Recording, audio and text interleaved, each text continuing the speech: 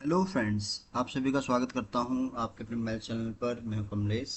Friends, आज के इस वीडियो में आप सीखेंगे इफ़ एरर और इज एरर फंक्शन के बारे में। ये दोनों ही फंक्शन जो है एक्सेल के बहुत ही पावरफुल फंक्शन है, तो इनके बारे में मैं आपको वन बाय वन बताऊंगा। पहले मैं आपको बताऊंगा इफ़ एरर फंक्शन के बारे में, और फिर आपको बताऊंगा मैं इज एरर फंक्शन के बारे में।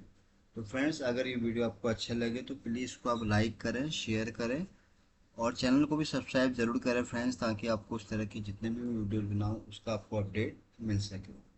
तो फ्रेंड्स, एक्सेल में या गूगल शीट में या हम किसी भी डेटा में जब काम करते हैं तो वहाँ पर आपने देखा होगा कि इस तरह के आपको एरर दिखते होंगे, जो लाइक वैल्यू वाला या रेफरेंस या डिवीजन नंबर्स। इस तरह की आपको जो है बहुत सारे एरर एक्सेल में दिखते होंगे। अब प्रॉब्लम ये है कि जब ये एरर ऐसा आता है तो कैसे इसको हम इग्नोर कर सकते हैं। तो यहाँ पर इसके लिए हम यूज करेंगे पहले तो इफ एरर, और फिर हम सेकंड फंक्शन की बात करेंगे जो है इज एरर। अब बात ये करते हैं कि इफ एरर फंक्शन के बारे में। तो जैसे कि क्या है, फॉर एग्जांपल एरर कैसे आते हैं। फॉर एग्जांपल जैसे कि यहाँ पर मैं आपको नॉर्मल बता रहा हूँ। जैसे 500 डिवाइड बाई जब जीरो करेंगे तो यहाँ भी आपको एक एरर दिखता होगा, लाइक दिस। तो ये देखिए, जैसे यहाँ पर आप देख रहे हैं कि मैंने 500 को डिवाइड किया जीरो से, तो यहाँ इस तरह का एक एरर आ गया, डिवाइडेड वाला जो भी है, इस तरह से यहाँ पे एरर आपको दिख गया। अब प्रॉब्लम ये है कि जब एरर आता है तो कैसे इसको आप इग्नोर कर सकते हैं। और जब आप एक्सेल में यूलुकअप यूज करते होंगे तो उसमें भी आपको कुछ इस तरह से एन ए दिखता होगा। तो इनको हम कैसे एक्सेल में इग्नोर कर सकते हैं, मैं उसके बारे में आज आपको बताऊंगा। तो चलिए स्टार्ट करते हैं। तो यहाँ पर देखिए, मैंने कुछ ऐसे ही रैंडमली, कहीं पर वैल्यू है, कहीं पर एरर है, कहीं पर एरर है तो कहीं पर वैल्यू है। तो यहाँ पर मैंने कुछ ऐसे ही एक एग्जाम्पल बनाया है जिसके थ्रू मैं आपको समझाऊंगा। तो यहाँ पे इफ एरर फंक्शन में हम क्या करेंगे। तो इफ एरर क्या है, जैसे आप देख रहे हैं कि लॉजिकल एक फंक्शन है, तो इफ यानी कि यदि, यानी कंडीशन लगेगी इस पर। अगर यहाँ पर कोई एरर है तो उस केस में आप वहाँ पर क्या आउटपुट देना चाहते हो एरर के बेस पर। तो यहाँ पर हम चाह रहे हैं, पहले मैं आपको दो एग्जाम्पल समझाता हूँ। पहले मैं आपको बताता हूँ कि अगर कहीं पर एरर है और अगर आपको उसको इग्नोर करना है तो आप कैसे उसको एक्शन में कर सकते हैं। तो यहाँ पर हम टाइप करेंगे इफ एरर, ब्रैकेट ओपन। तो ये वैल्यू होगी हमारी। अब यहाँ पर जो ये पहला हो गया हमारा कि वैल्यू, वैल्यू या जो भी टैक्स है आपका जिस तरह से, तो इसको आपको यहाँ सेलेक्ट कर लेना है। फिर यहाँ पर सेकंड कंडीशन है कि वैल्यू इफ एरर, अगर इस कॉलम में कहीं अगर एरर हो तो वहां पर आप क्या आउटपुट देना चाहते हैं। तो उस केस में मैं चाह रहा हूँ यहाँ पर ब्लैंक, वो यहाँ पर मुझे डेटा दे जाए। तो ये जो मैंने यहाँ डबल कोट किया है ये ब्लैंक के लिए मैंने यूज किया है, और इंटर प्रेस, और इसको मैं ड्रैग कर लेता हूँ यहाँ तक।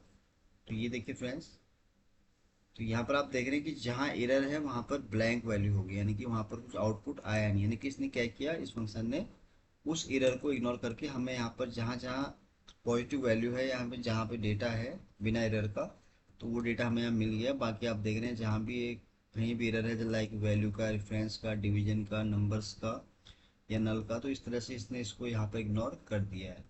तो एक तो ये तरीका है। दूसरा, अगर आपको कहीं पर अगर कोई एरर है तो उस केस में आपको अगर कोई और आउटपुट रखना है तो यहाँ पर आप इसको इस तरह से फाइंड आउट कर सकते हैं। लाइक मैं अगर यहाँ एरर टाइप कर, तो आप अब देखिए जहाँ पर पहले ब्लैंक था अब वहाँ पर आपको एरर इस तरह से यहाँ पर दिख जाएगा। तो यहाँ पर आप उसकी जगह कोई और चीज़ भी यहाँ पर रख सकते हैं। जैसे यहाँ पर अभी आया नहीं, तो उसको हम ट्राई कर सकते हैं।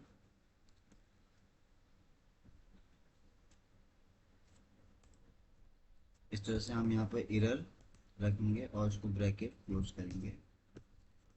तो ये देखिए, इस तरह से आप यहाँ पे एरर को भी यहाँ पर दिखा सकते हैं।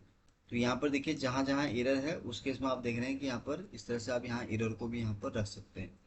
या आप यहाँ पर नॉट फाउंड कुछ भी और यहाँ पर जो भी आपको यहाँ रखना है उसको भी आप यहाँ पर रख सकते हैं। नॉट फाउंड, तो देखिए नॉट फाउंड आ गया।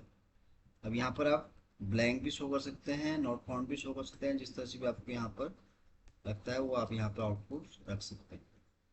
तो ये देखा आपने, इफ के फंक्शन के थ्रू जो है आप कोई भी अगर एरर आपके पास कभी भी डेटा में अगर इस तरह से आता है, चाहे गूगल शीट पर या एक्सेल में आता है, तो उसको आप इस तरह से यहाँ पर इग्नोर कर सकते हैं इफ एरर फंक्शन के थ्रू।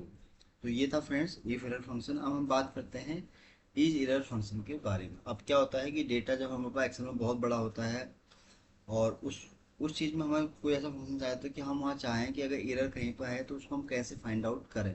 तो उसके लिए एक्सेल का ये एक बहुत ही पावरफुल फंक्शन है जिसके बारे में आपको बताऊंगा, वो है इज एरर फंक्शन। अब कैसे फंक्शन काम करता है चलिए इसको भी हम सीख लेते हैं। तो यहाँ पर हम टाइप करेंगे इज एरर। सिंपल आपको यहाँ पर सेलेक्ट कर लेना है जहाँ भी आपको रेफरेंस उसका अप्लाई करना है और इसको फिर ड्रैग कर लेना है आपको जहाँ तक भी आप उसको अप्लाई करना है।